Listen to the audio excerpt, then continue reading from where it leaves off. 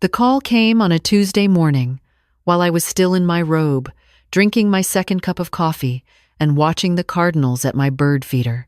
It was my daughter-in-law, Renee, which was unusual. Renee didn't call me.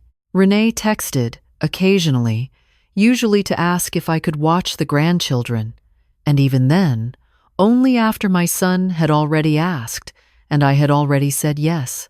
So when her name lit up my phone screen, I felt something shift in my stomach before I even answered. "We need to talk about the house," she said. "No, hello. No, how are you?" Just that. I looked around my kitchen.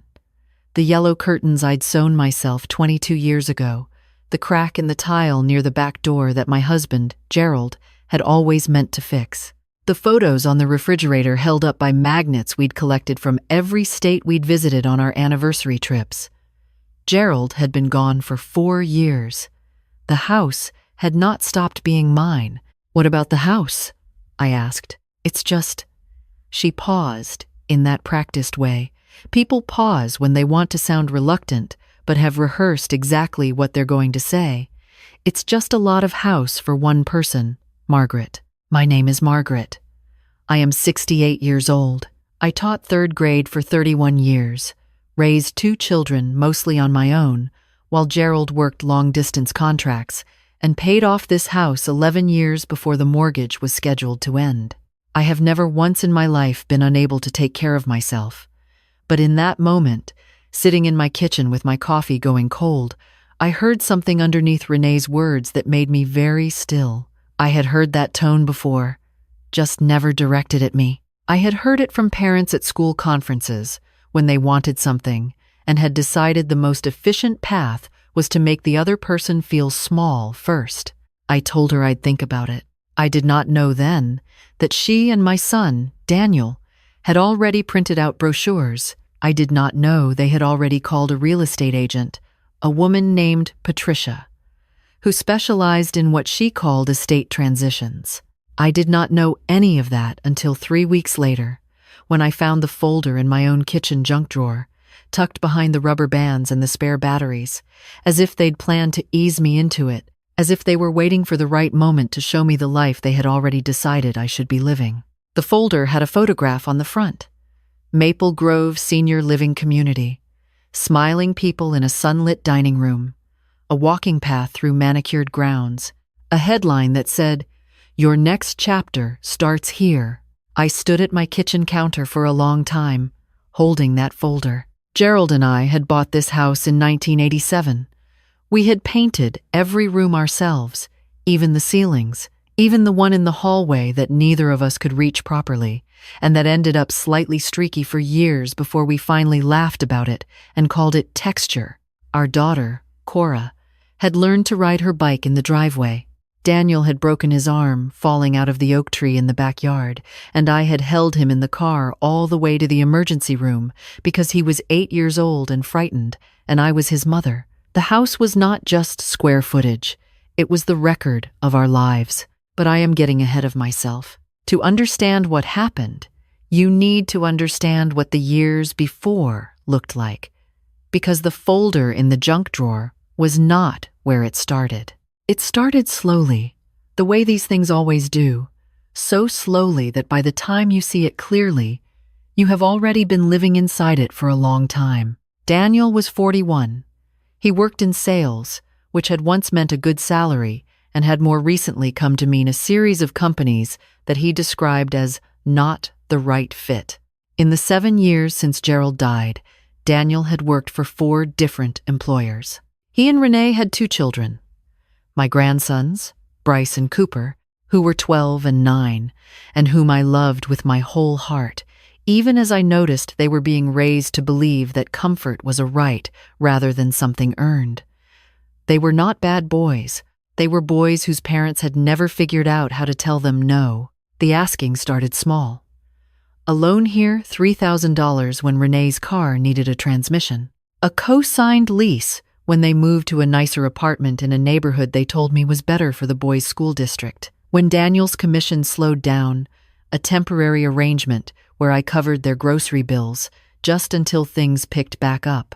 Things did not pick back up in the way any of us had anticipated, and the groceries became a recurring item in my monthly budget that I had never officially agreed to continue, but that had simply continued regardless, the way things do when no one is brave enough to name them.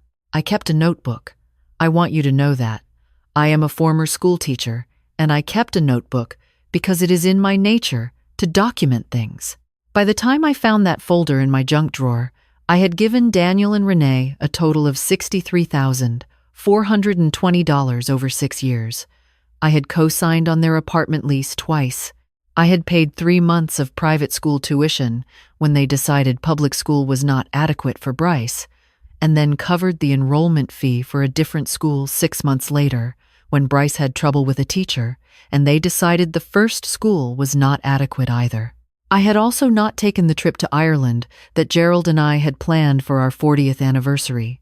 The one I had still been intending to take by myself, someday, until the somedays filled up with other people's needs. I had not replaced the aging furnace until it actually failed during a February cold snap because I kept putting it off, quietly calculating what I could and could not afford while still being available. I had told myself this was what families did.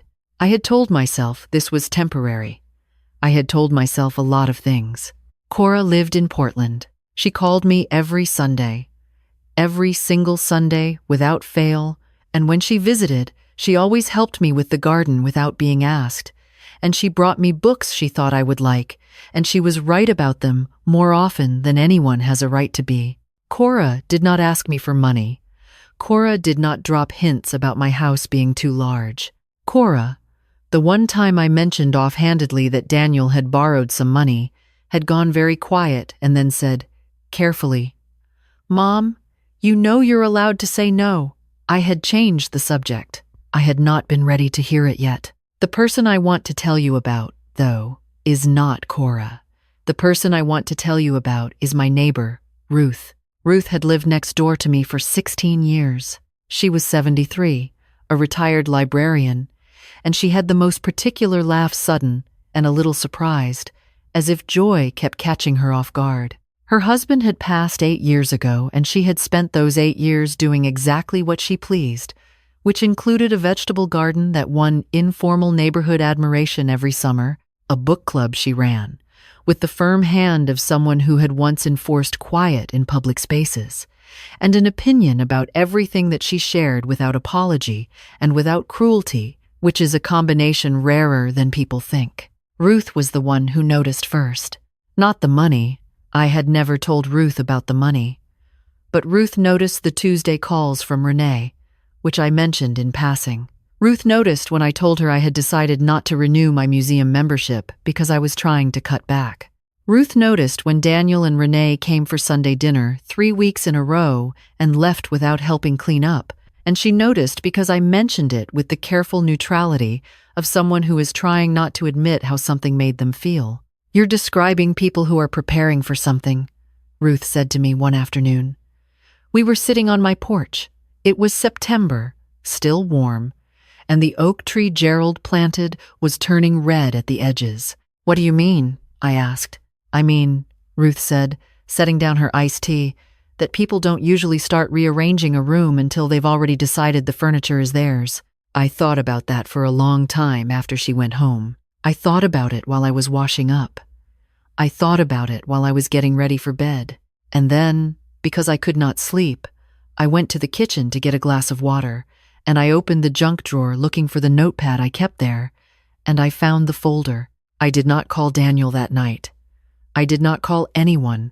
I sat at my kitchen table, and I opened the folder and I read every page, including the one at the back that had handwritten notes in Renee's handwriting notes about square footage, about the current real estate market in my neighborhood, about what the proceeds from selling my house might cover. There was a figure circled, a large figure, and next to it, in Renee's looping cursive, more than enough for Maple Grove plus remainder to accept. The remainder to the account. My money, my house, my remainder. I closed the folder. I made myself finish the glass of water. And then I did something I had not done in a very long time. I sat down at the kitchen table and I said, out loud, to the empty room, and to Gerald, and to whatever part of myself had been very patiently waiting for me to arrive at this moment, that is enough.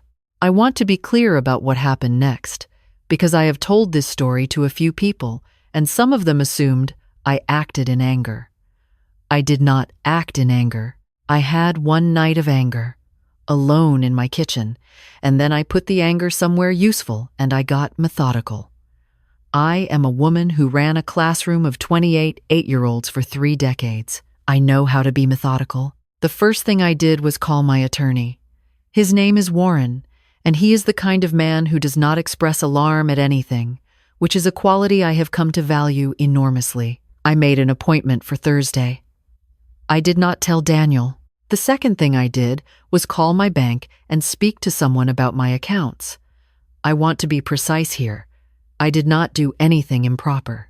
I simply made sure that certain things were clearly and only in my name, that the co-signer status on a particular savings account, which Daniel had been added to years ago for convenience, was restructured. Convenience, I had come to understand, was not always a neutral word. The third thing I did was call Ruth. I found the folder, I said. There was a pause. Tell me, she said. I told her. I told her all of it, including the notebook, including the $63,000, including Ireland, including the furnace, including all the things I had been quietly carrying and calling love when some of them had simply been fear dressed up in a more comfortable name. Ruth listened without interrupting, which is a skill not enough people have. When I finished, she said, "What are you going to do?" "I'm going to take care of myself," I said. "Starting now," she said. "Good. I'll bring dinner Thursday." The appointment with Warren was longer than I expected. He asked careful questions and wrote careful notes, and at the end of it he looked at me over his glasses and said, "You're sure about this?" And I said yes, I was sure. And I meant it in a way I had not meant things for years.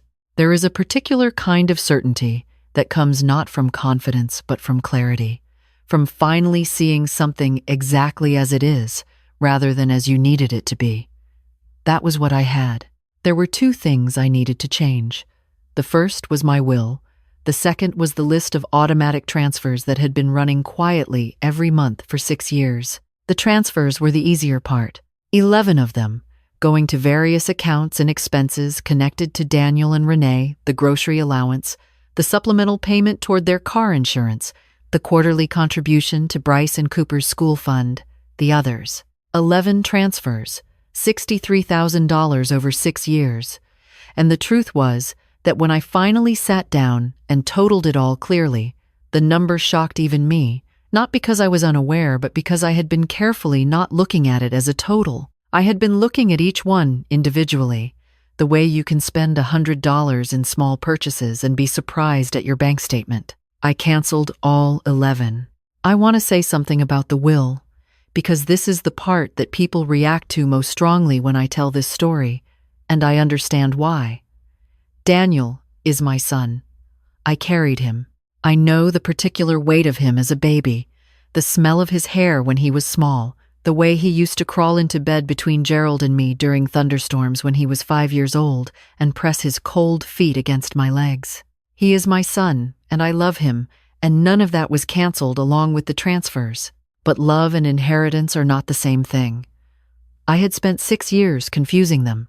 I had given money because I loved him, and because I was afraid that if I stopped, the love would somehow be questioned, would somehow be less real. What I understood now, sitting in Warren's office with the clarity I mentioned, was that the giving had not made anything more real.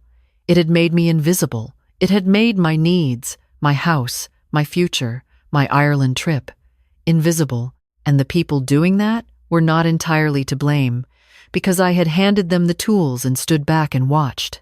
Daniel was in the will. He would remain in the will.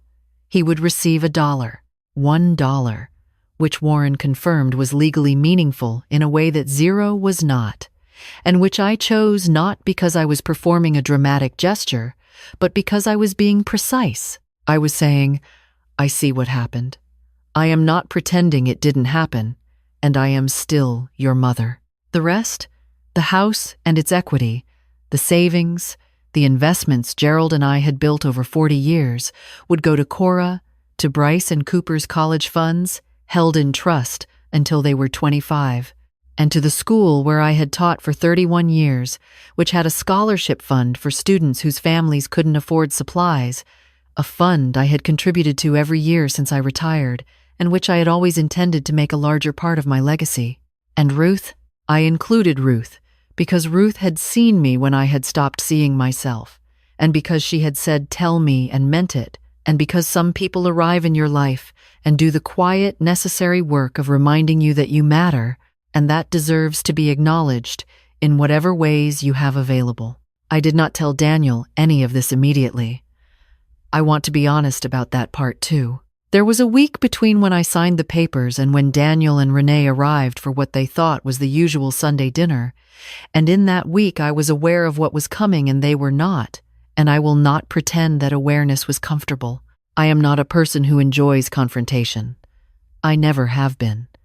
But I am also, as it turns out, a person who can do things that are uncomfortable when the alternative is worse. They arrived at 6.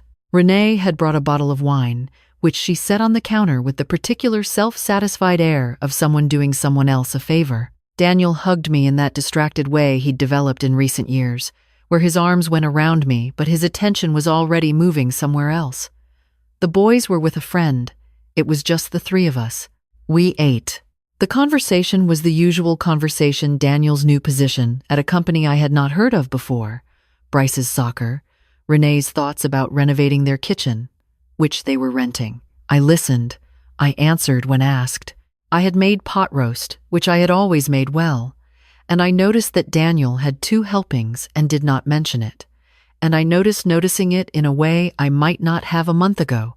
After dinner, Renee brought up the house. She did it carefully, building up to it the way she had clearly practiced, starting with a general comment about how big the place was to maintain alone, segueing into a story about a friend whose mother had moved to a senior community and loved it, landing finally at, "We just want to make sure you're thinking about your future, Margaret." I let her finish. Then I said, "I found the folder." The table went quiet. Daniel set down his coffee cup. "What folder?" he said, and to his credit he said it without much conviction, which told me he already knew. I told him, "Not everything, not the notebook and the full accounting, not yet." I told him I had found the folder with the Maple Grove brochure and the notes in Renee's handwriting about the proceeds from my house. I told him calmly, the way I used to tell a student that I knew they had been the one to take something, not to humiliate them, but because we were going to need to talk about it, and pretending served neither of us. Renee said they had only been trying to plan ahead. Daniel said they were worried about me. Both of these things may have even been partially true. People can have agendas and also love you. The two are not mutually exclusive, but they also do not cancel each other out. I said, "I know you're worried. I'm not moving. This is my house, and I will decide when and if and where I go. That's not a conversation we're having." Then I told them about the transfers. I told them clearly and without anger that I had reviewed my finances carefully and made adjustments, that the automatic transfers had been canceled, that I had spoken with my attorney, that I had updated my will to reflect what I actually wanted rather than what I had been afraid to withhold. Renee's expression changed. Daniel went very still. He said, "What does that mean, you updated your will?" I said, "It means I have taken care of my own affairs, which is what I should have done long ago." He asked if this was because of the folder. I told him it was because of 6 years of not looking clearly at what was happening, and that finding the folder had been the moment I finally looked. I told him I loved him. I told him that love was not the question. The question was whether I had a right to my own life, my own house, my own choices, and I did. I had always had that right. I had simply forgotten to use it. Renee cried. I sat with that. I did not apologize. Daniel left with something complicated on his face, something that looked like anger and also, somewhere underneath it, something that might have been closer to shame. I recognized the shame because I knew my son, and I knew that he was not a villain, that villains are in many ways easier than this. He was a man who had made a series of choices to take, to let me give, to stop asking whether I could afford it, to look at a folder of brochures for my future without asking me first, and he was now sitting with those choices in a way he had not had to before. That was not nothing. That mattered to me. The weeks that followed were not simple. Daniel called twice, both times to revisit the conversation, though in different registers, once angry, once something closer to a genuine attempt to understand what had changed. I answered both calls. I did not change my position. I had, in Warren's office, and in my own kitchen, and in the long insomniac nights before I found the courage to be as clear as I needed to be, already done the work of understanding why I had been where I was, and I was not going back there. Cora called after Daniel called her. She already knew, because Cora is Cora and she pays attention. But I told her more of the detail, and she was quiet in that careful way of hers, and then she said, "Are you okay, Mom?" And I told her the truth, which was that I was more okay than I had been in years. Ruth brought dinner 3 times in the month after. She didn't make a fuss about it. She'd come to the door with something in a dish, we'd eat together, and she'd leave without any ceremony. On the 3rd visit, she brought a book she thought I'd like. She was right about it, as she usually was. I booked Ireland. I want to tell you that, specifically, because it matters. 8 days in September, with a small group tour that my friend Denise from my book club was also joining. Denise, whose husband had also passed, who also had adult children with their own claims on her time and energy, who also deserved to stand in front of something ancient and beautiful and feel the particular joy of having arrived somewhere you thought you might not reach. We booked adjoining rooms in a small hotel in Killarney and a day trip to the cliffs of Moher and a cooking class in Cork. And when the confirmation email arrived, I sat at my kitchen table and cried for the first time in all of this, not from sadness, but from something that took me a moment to identify as relief. Gerald would have wanted me to go. Gerald, who had pinned a postcard of the Ring of Kerry to the corkboard in the kitchen in 1994 and left it there until it faded, who had drawn a small star next to it with a marker, because that was what he did with things he was serious about. Gerald would have wanted me to go. Would have wanted me to go years ago, honestly. Would have turned to me at some point in the last 6 years and said, in that quiet, direct way he had, "Margaret, you are not responsible for fixing everything for everyone." He would have been right. He usually was. I am still in this house. I replaced the gutters last spring, and I am considering repainting the front door a color called Aegean blue that I tore out of a magazine and taped to the cabinet where I keep my decisions. The oak tree in the backyard is thicker than it was when we planted it, and it gives good shade in the afternoon, and I sometimes sit under it with a book and a glass of something cold, and I think about what the word enough means when you use it correctly. I had used it to mean, this is all I deserve. All of that time, that is what I had been saying, quietly, to myself and to the people around me. I have enough. What I want is not important enough to protect. That is the meaning I had been giving the word, and I had given it that meaning for so long I had stopped noticing. Enough, when you use it correctly, means I have what I need. It means the asking stops here. It means I know the difference between love and accommodation, and I have learned, finally, not to call them by the same name. Daniel and I are still in contact. It is not what it was, which is partly loss and partly honesty, and I am making my peace with the fact that those two things coexist. He came to the house in April, by himself, without Renee, and we sat on the porch and talked for 3 hours, and I told him more than I had at the dinner table. He listened in a way he had not listened in years. At the end of it, he said he was sorry, not in the way people say it to close a conversation, but in the way people say it when they have actually been sitting with something and it has actually cost them something to carry it. I believed him. I also did not let it change what I had decided. Bryce and Cooper came for a weekend in June. They are still the boys I love, still full of energy and noise and the particular chaos of boys who are growing and not yet sure into what. Cooper is quieter than Bryce, more observant, and at one point during the weekend, he found me in the kitchen and helped me make pancakes without being asked, and when I told him he didn't have to, he shrugged and said, "I like cooking." He is going to be fine, Cooper. He is already, in the ways that matter, paying attention. Bryce is figuring it out. They all are. I leave for Ireland in 11 weeks. Ruth is watching the house and feeding the cat, a tabby named Harold who arrived on my porch 2 years ago and has remained with the confidence of someone who knows he is exactly where he belongs. I have been that tabby. I am working on it. If you are somewhere in what I described, the small giving that became large, the love that started to look like invisibility, the sense that your needs are somehow less urgent than everyone else's, the future that has been quietly planned for you without your participation.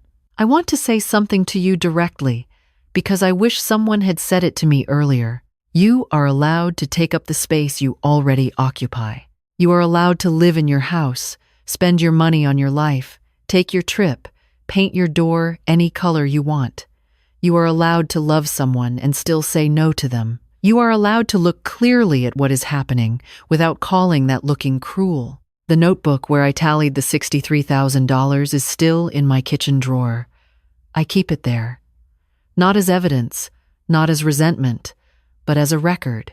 Because I am a woman who kept records for 31 years of teaching.